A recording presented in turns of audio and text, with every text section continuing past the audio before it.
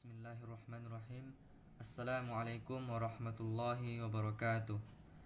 Alhamdulillahirabbil alamin. Wassalatu wassalamu ala Rasulillah wa ala alihi wa sahbihi wa mawalah. Yang sama-sama kita hormati dosen pembimbing mata kuliah Hukum Agraria HKD, yakni Bu Masna Yunita SHM Hum, dan kepada kawan-kawan yang semoga dirahmati oleh Allah rahimani wa rahimakumullah.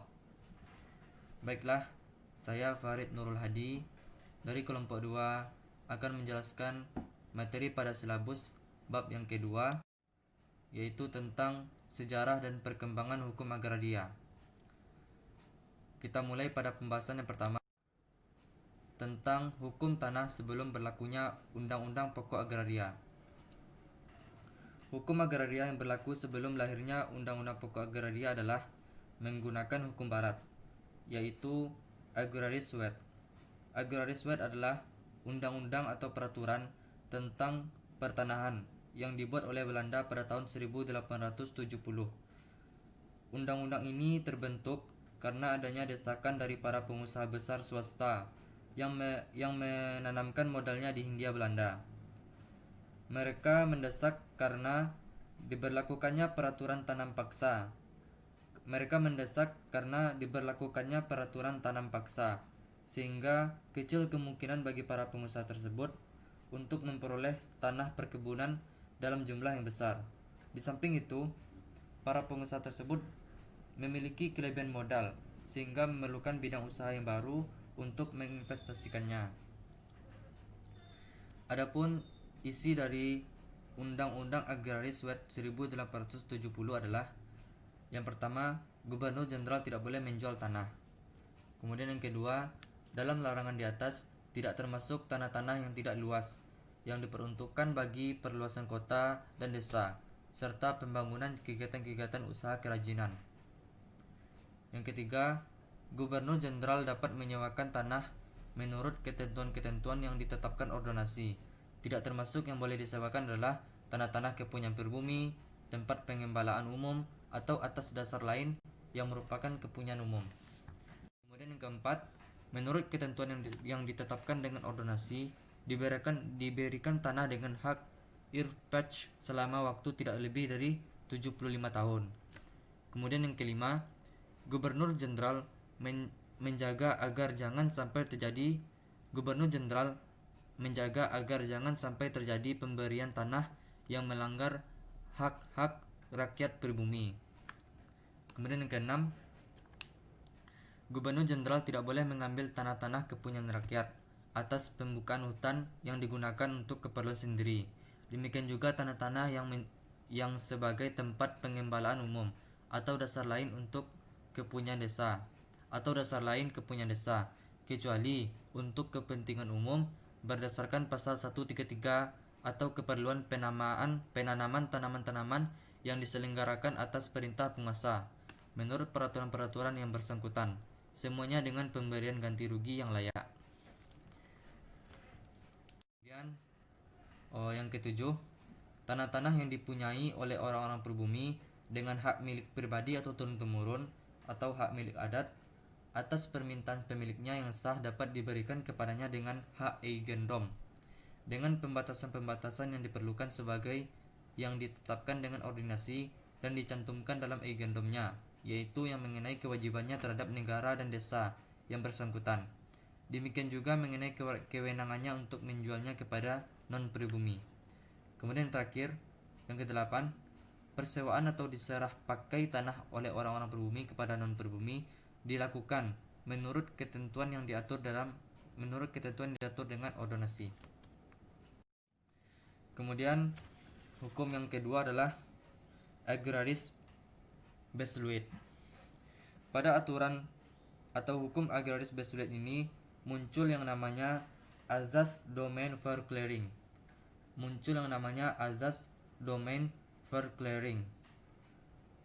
Azas Domain Verklaring adalah bahwa semua tanah yang pihak lain tidak dapat membuktikan sebagai hak eigendomnya adalah domain atau milik negara. Apa maksudnya? Maksudnya adalah dengan adanya asas ini Dengan adanya azas domain for clearing tersebut, berarti negara bisa berbuat apa saja terhadap tanah. Berarti negara bisa berbuat apa saja atas tanah. Untuk lebih jelasnya, kawan-kawan bisa melihat diktat Undang-Undang Pokok Agraria pada Undang-Undang Nomor 5 Tahun 1960 mengenai peraturan perundang-undangan yang dicabut. Kemudian yang terakhir dari hukum tanah yang berlaku sebelum Undang-Undang Pokok Agraria adalah hukum tanah dualistik. Hukum tanah dualistik adalah hukum tanah dualistik merupakan akibat dari politik hukum pertanahan Hindia Belanda. Maka hukum pertanahan pun menjadi berstruktur ganda atau dualistik, yaitu di satu pihak berlaku hukum tanah adat dan di pihak lain juga berlaku hukum tanah barat. Kemudian hukum dualistik ini juga mengakibatkan ketidakpastian atau kerugian bagi hukum tanah adat.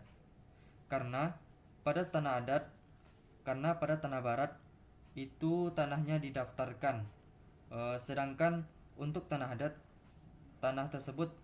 tersebut tidak didaftarkan, sehingga dampaknya adalah tanah adat tersebut bisa saja diambil oleh negara atau diklaim oleh negara karena tidak adanya bukti secara hukum bahwasanya tanah tersebut memang merupakan tanah adat.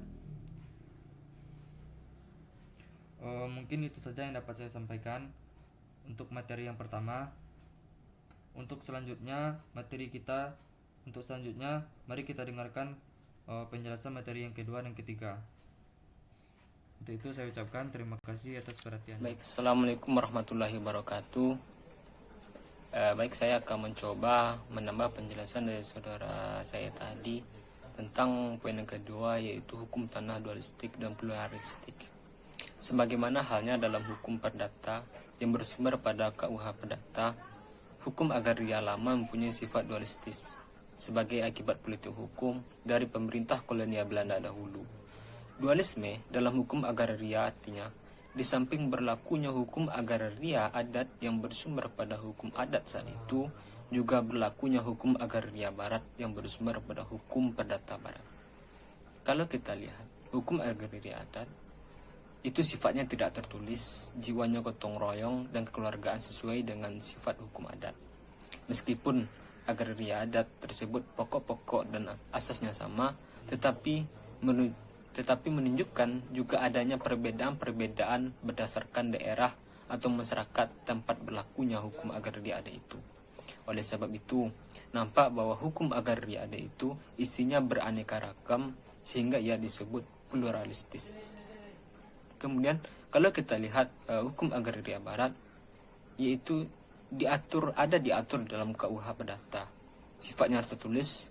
Oleh sebab itu, nampak formulasinya tegas dan mudah untuk dipaksakan berlakunya sebagai hukum positif. Kemudian, konsekuensi dari sifat dualitas ini ada 3 poin. Yang pertama adalah maka hubungan-hubungan dan peristiwa hukum yang terjadi di kalangan orang-orang dari golongan Indonesia asli akan diselesaikan menurut hukum adat. Kemudian yang kedua adalah hubungan-hubungan dan peristiwa hukum yang terjadi di kalangan orang-orang dari golongan Eropa dan yang dipersamakan akan diselesaikan menurut hukum barat. Kemudian keduanya, jika terjadi peristiwa hukum yang terjadi di kalangan orang-orang Indonesia dengan golongan di kalangan orang-orang barat, maka diselesaikan menurut hukum antar golongan namanya. Jadi poinnya adalah hukum agraria adat ini tidak ada kekuatan hukumnya, ia tidak terdaftar di KUH Perdata, tidak ada ketegasan hukumnya. Kalau agraria barat, ia terdaftar di dalam hukum, ia mempunyai kekuatan hukum yang tegas, ia bisa dipaksakan berlakunya sebagai hukum positif. Mungkin itu sedikit yang bisa saya jelaskan.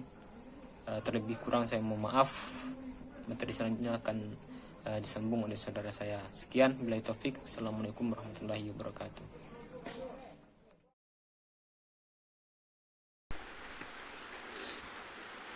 Di sini saya akan menjelaskan poin yang C, yaitu hukum agraria kolonial. Hukum agraria ini berlaku sebelum Indonesia merdeka, bahkan berlaku sebelum diundangkannya UU PA, yaitu tanggal 24 September 1960. Adapun ciri-ciri hukum agraria kolonial, yang pertama yaitu hukum agraria tersebut mempunyai sifat dualisme dengan berlakunya hukum adat disampingkan hukum agraria yang didasarkan hukum barat. Yang kedua, bagi rakyat asli hukum agraria, perjajahan itu tidak menjamin kepastian hukum.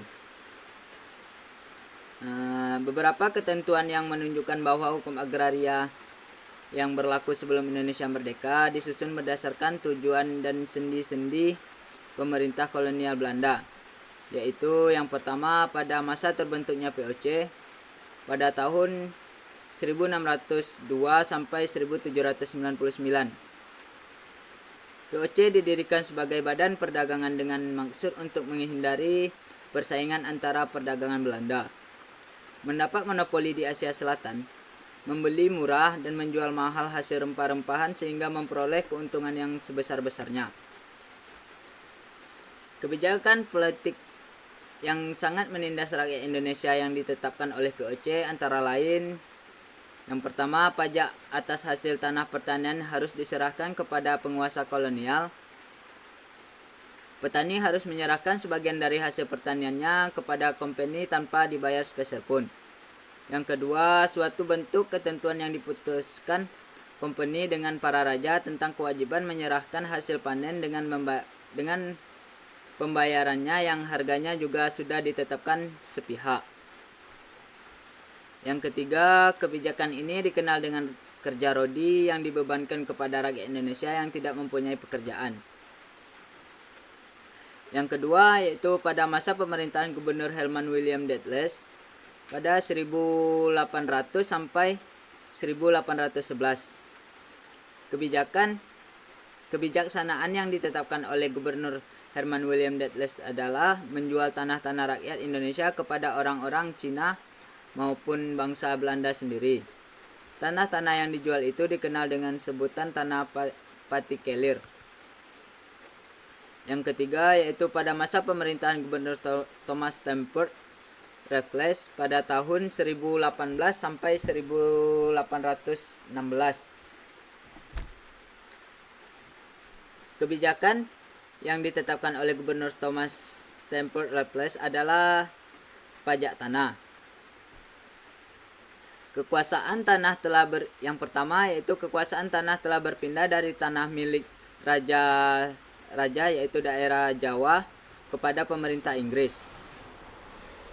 Yang kedua, akibat hukumnya adalah kepemilikan atas tanah tersebut beralih kepada Raja Inggris. Yang ketiga, tanah yang dikuasai bukan miliknya melainkan milik Raja Inggris. Yang keempat, rakyat wajib membayar pajak kepada Raja Inggris. Ketentuan yang berkaitan dengan pajak antara lain sebagai berikut, yaitu 1. Pajak tidak langsung dibebankan kepada para petani, tetapi ditugaskan kepada kepala desa.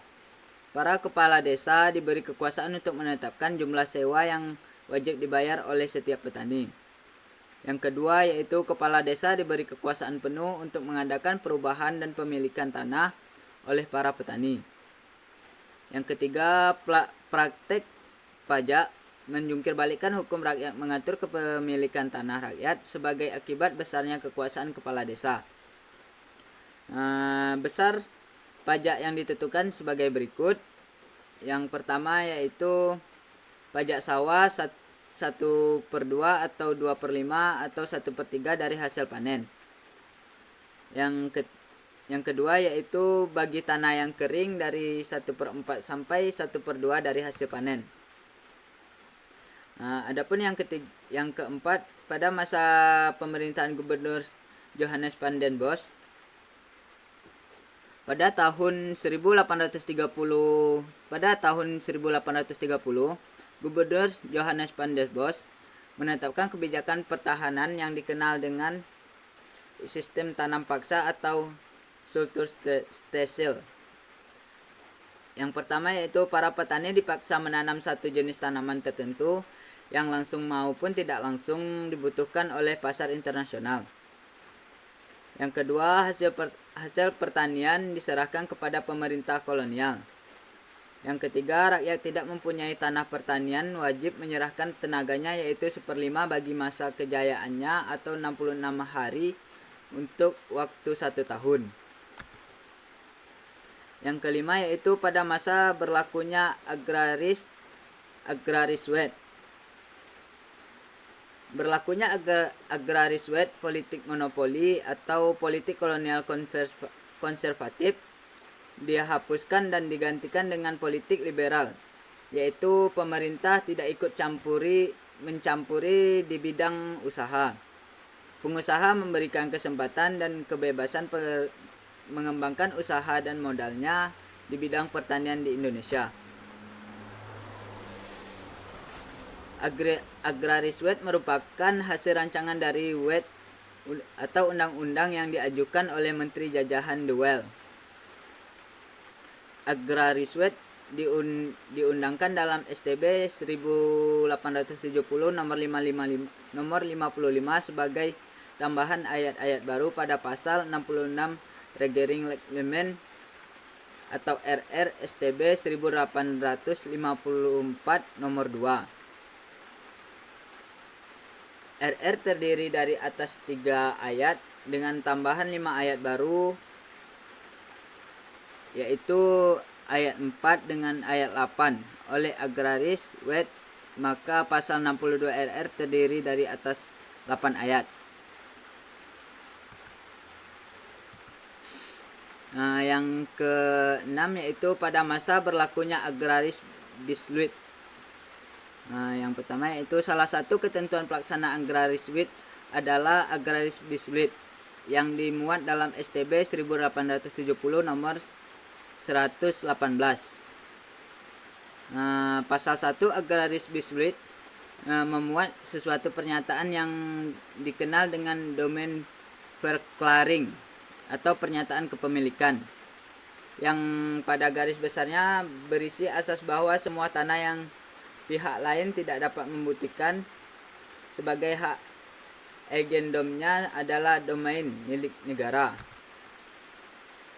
Agraris bisluit terdiri atas 3 bab. Yang pertama yaitu pasal 1 sampai 7 tentang hak atas tanah.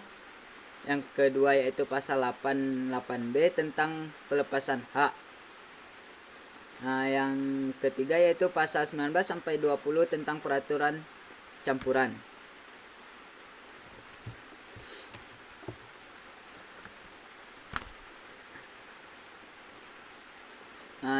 Yang selanjutnya yaitu politik agraria kolonial. Politik agraria kolonial dimaksud di sini adalah kebijakan agraria. Dalam politik agraria kolonial adalah prinsip dagang, yaitu mendapatkan hasil bumi atau bahan mentah yang harga yang diserahkan mungkin kemudian dijual dengan harga setinggi-tingginya.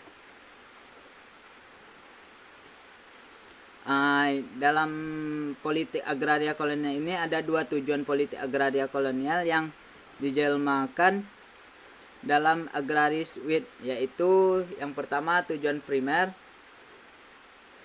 Tujuan primernya yaitu memberikan kesempatan kepada pihak swasta atau asing mendapatkan bidang-bidang yang luas dan pemerintahan pada waktu yang cukup lama dengan uang sewa yang murah.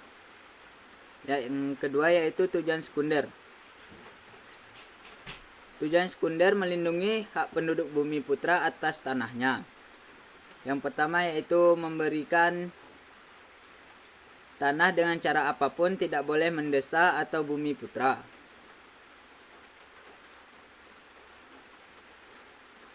Pemerintah hanya boleh mengambil tanah bumi putra apabila diperlukan untuk kepentingan umum. Yang ketiga yaitu bumi putra diberikan kesempatan mendapat hak atas tanah yang membuat yang kuat, yaitu hak agendom. Yang ketiga yaitu yang keempat yaitu diadakan peraturan sewa menyewa antara bumi putra. Sekian. Terima kasih.